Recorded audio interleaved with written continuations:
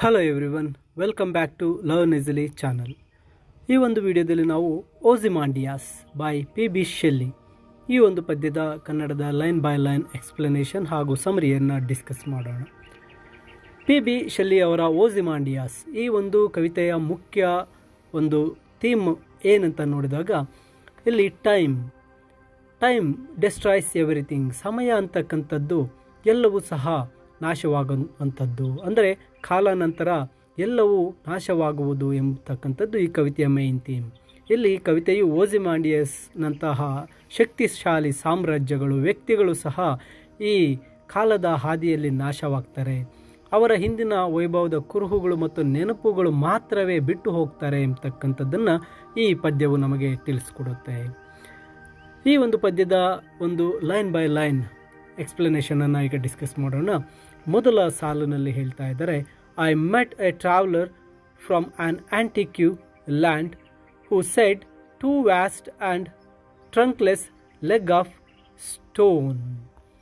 ಇಲ್ಲಿ ಈ ಸಾಲುಗಳಲ್ಲಿ ಹೇಳ್ತಾ ಇರ್ತಕ್ಕಂಥದ್ದು, ನಾನು ಒಬ್ಬ ಪ್ರಯಾಣಿಕನನ್ನು ಭೇಟಿ ಮಾಡಿದೆ. ಆತನು ತುಂಬ ಒಂದು ಏನ್ಷಿಯಂಟ್ ಲ್ಯಾಂಡ್ನಿಂದ ಬಂದವನು, ಅಂದರೆ ಪುರಾತನ ಕಾಲದ ಒಂದು ನಾಡಿನಿಂದ ಬಂದವನು. ಅಂದರೆ ಆ ಪ್ರವಾಸಿಗನು ತುಂಬ ಹಳೆಯದಾದ ಒಂದು ಪ್ರದೇಶದಿಂದ ಬಂದಿದ್ದವನಾಗಿದೆ. ಅವನು ಇಲ್ಲಿ ಹಳೆಯ ಒಂದು ಆಂಟಿಕ್ಯೂ ಲ್ಯಾಂಡ್ ಅಂದಾಗ ಈಜಿಪ್ಟ್ನಿಂದ ಬರ್ತಾ ಇದ್ದಾನೆ. ಆ ಬರ್ತಕ್ಕಂಥ ಪ್ರಯಾಣಿಕ ಏನು ಹೇಳ್ತಾ ಇದ್ದಾನೆ ಅಂದರೆ, who said two vast and trunkless legs of stone, ಅಂದರೆ ತಾನು ಎರಡು ದೊಡ್ಡ ಕಾಲುಗಳನ್ನು ಮತ್ತು ಒಂದು ತಲೆ ಇಲ್ಲದ ಒಂದು ಆಕೃತಿಯನ್ನು ನೋಡಿರೋದಾಗಿ ಹೇಳ್ತಾ ಇದ್ದಾನೆ. ಆ ಪ್ರವಾಸಿಗನು ತಾನು ಮರುಭೂಮಿಯಲ್ಲಿ ನೋಡಿರ್ತಕ್ಕಂಥ ಒಂದು ಭಗ್ನವಾದ ಶಿಲಾ ವಿಗ್ರಹದ ಬಗ್ಗೆ ಹೇಳ್ತಾ ಇದ್ದಾನೆ. ಆ ವಿಗ್ರಹಕ್ಕೆ ಕಾಲುಗಳಿದೆ, ಆದರೆ ಅದರ ಮೇಲ್ಭಾಗ ಅಂದರೆ ಅದರ ತಲೆ ಇಲ್ಲ. ನಂತರ ಸಾಲನ್ನು ನೋಡಿದಾಗ, sand in the desert near them on the sand half sunk a shattered visage lies whose frown. ನೋಡಿ, ಈ ಸಾಲಿನಲ್ಲಿ ಅವರು ಹೇಳ್ತಾ ಇರ್ತಕ್ಕಂಥದ್ದು, ಆತ ಬಂದಿರತಕ್ಕಂಥದ್ದು, ಆತ ಆಕೃತಿಯನ್ನು ನೋಡಿರ್ತಕ್ಕಂಥದ್ದು ಮರುಭೂಮಿಯಲ್ಲಿದೆ. ಅವು ಮರುಭೂಮಿಯ ಮರಳಿನಲ್ಲಿ ನಿಂತಿದೆ. ಆ ಕಾಲುಗಳು ಮರುಭೂಮಿಯಲ್ಲಿ ನೆಟ್ಟಗೆ ನಿಂತಿದ್ದಾವೆ ಅಂತಕ್ಕಂಥದ್ದನ್ನು ಹೇಳ್ತಾ ಇದ್ದಾರೆ. ಹಾಫ್ ಸಂಖ್ಯೆ ಶಾರ್ಟರ್ಡ್ ವೈಸೇಜ್ ಲೈಸ್ ಹೂಸ್ ಫ್ರಾನ್. ಇಲ್ಲಿ ಅರ್ಧ ಮುಳುಗಿದಂತಹ ಒಂದು ಪುಡಿಯಾದಂತಹ ಮುಖವೊಂದು ಬಿದ್ದಿದೆ. ಅದರ ಮುಖ ಒಂದು ಕೋಪದಿಂದ ಗಂಟಿಕ್ಕಿದೆ, ಅಂದರೆ ಮುಖವು ಚೂರಾಗಿ ಮರಳಲ್ಲಿ ಬಿದ್ದಿದೆ. ಅದರ ಮೇಲೆ ಕೋಪದ ಗುರುತುಗಳು ಮತ್ತು ಅಸಮಾಧಾನದ ಭಾವನೆಗಳಿವೆ ಅಂತಕ್ಕಂಥದ್ದನ್ನು ಹೇಳ್ತಾರೆ. ನಂತರದ ಸಾಲುಗಳಲ್ಲಿ, and wrinkled lip and sneer of cold command tell that its sculptor well those passions read. ನೋಡಿ, ಈ ಒಂದು ಸಾಲುಗಳಲ್ಲಿ ಅವರು ಹೇಳಲು ಹೊರಟಿರ್ತಕ್ಕಂಥದ್ದು, ತಾನು ಆ ಒಂದು ಆಕೃತಿಯನ್ನು ನೋಡಿದಾಗ ಅದು ಸುಕ್ಕುಗಟ್ಟಿದಂಥ ತುಟಿ ಮತ್ತು ಅದು ಒಂದು ಅಧಿಕಾರದ ತಿರಸ್ಕಾರದ ನಗೆಯನ್ನು ಬೀರ್ತಾ ಇತ್ತು. ಅಂದರೆ ಆ ಒಂದು ಮುಖ ಆ ತಿರಸ್ಕಾರದ ನಗೆಯನ್ನು ತೋರಿಸ್ತಾ ಇತ್ತು ಮತ್ತು ದರ್ಪದ ಒಂದು ಭಾವನೆಯನ್ನು ತೋರಿಸ್ತಾ ಇತ್ತು ಅಂತಕ್ಕಂಥದ್ದನ್ನು ಇಲ್ಲಿ ಹೇಳ್ತಾರೆ. ನಂತರ ಸಾಲಲ್ಲಿ, tell that its sculptor well those fashions read. ಆ ಶಿಲೆಯನ್ನು ಕೆತ್ತುವಂತಹ ಒಬ್ಬ ಕೆತ್ತನೆಗಾರ, ಅಂದರೆ ಆ ಶಿಲ್ಪಿಯು ರಾಜನ ಮುಖದಲ್ಲಿದ್ದ ಭಾವನೆಗಳನ್ನು ನಿಖರವಾಗಿ ಕೆತ್ತಿದ್ದಾನೆ. ಆ ಶಿಲ್ಪಿ ಆ ಮುಖದಲ್ಲಿ ಆ ರಾಜನಿಗೆ ಇರಬೇಕಾಗಿರ್ತಕ್ಕಂಥ ಲಕ್ಷಣಗಳನ್ನು ಸರಿಯಾಗಿ ಕೆತ್ತಿದ್ದಾನೆ ಅಂತಕ್ಕಂಥದ್ದನ್ನು ಇಲ್ಲಿ ಹೇಳ್ತಾ ಇದ್ದಾರೆ. ಈ ಮೊದಲ ಸ್ಟ್ಯಾನ್ಸದ ಇನ್ನು ಕೊನೆಯ ಎರಡು ಸಾಲನ್ನು ನೋಡಿದಾಗ, which yet survive stamped on those lifeless things the hand that mocked them and the heart that fed. ಅಂದರೆ ಇಲ್ಲಿ ಹೇಳ್ತಾ ಇದ್ದಾರೆ, ಅವು ನಿರ್ಜೀವ ವಸ್ತುಗಳ ಮೇಲೆ ಮುದ್ರೆಯಾಗಿ ಇನ್ನೂ ಉಳ್ಕೊಂಡಿದೆ. The yet survive stamped on lifeless things, ಅಂದರೆ ಆ ಜೀವವಿಲ್ಲದ ಕಲ್ಲುಗಳ ಮೇಲೆ ಅವು ಇನ್ನೂ ಉಳಿದುಕೊಂಡಿದೆ. ಆ ಭಾವನೆಗಳು ಈಗಲೂ ಸಹ ಆ ನಿರ್ಜೀವ ಆ ಕಲ್ಲಿನಲ್ಲಿ, ಆ ಶಿಲ್ಪದಲ್ಲಿ ಕಾಣಿಸ್ತಾ ಇದೆ ಅಂತ ಹೇಳ್ತಾರೆ. The hand that mocked them and the heart that fed. ಯಾವ ಕೈಗಳು ಅವುಗಳನ್ನು ಅನುಸರಿಸಿದವೋ, ಯಾವ ಹೃದಯಗಳು ಅವುಗಳನ್ನು ಕೆತ್ತಿದವೋ, ಅಂದರೆ ಇಲ್ಲಿ ಅವುಗಳನ್ನು ಕೆತ್ತಿದ ಕೈ ಮತ್ತು ಆ ಭಾವನೆಗಳನ್ನು ಹೊಂದಿದ ರಾಜನ ಹೃದಯದ ಬಗ್ಗೆ ಹೇಳ್ತಾ ಇದೆ.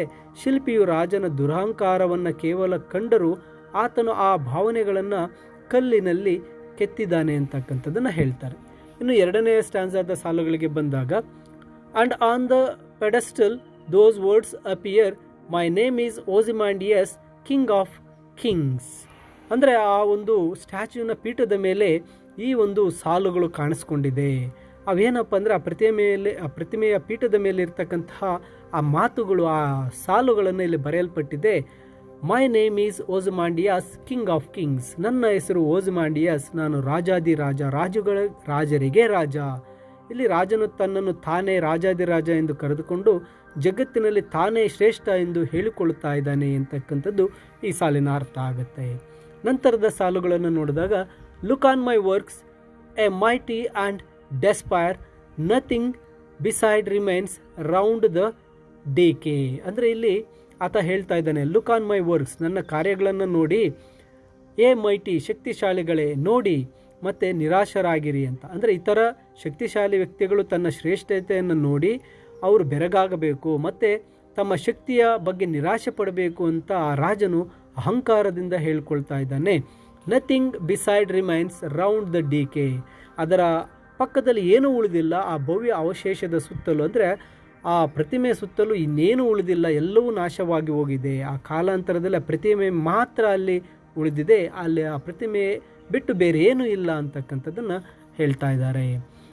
Of that colossal wreck, boundless and bare, the lone and level sand stretch far away. ನೋಡಿ, ಈ ಕೊನೆಯ ಸಾಲುಗಳಲ್ಲಿ ಹೇಳ್ತಾ ಇದ್ದಾರೆ, ಆ ಒಂದು ಬೃಹತ್ ಅವಶೇಷದ ಸುತ್ತಲೂ ಯಾವುದೂ ಇಲ್ಲ, ಏನೂ ಇಲ್ಲ, ಎಲ್ಲವೂ ಬರಿದಾಗೋಗಿದೆ. ಅಂದರೆ ಆ ಪ್ರತಿಮೆಯ ಬಿದ್ದು ಹೋಗಿದೆ, ಅದರ ಸುತ್ತಲೂ ವಿಶಾಲವಾದ ಮರುಭೂಮಿ ಹರಡಿಕೊಂಡಿದೆ, ಬೇರೆ ಏನೂ ಉಳಿದಿಲ್ಲ ಅಂತಕ್ಕಂಥದ್ದನ್ನ ಹೇಳ್ತಾ ಇದ್ದಾರೆ.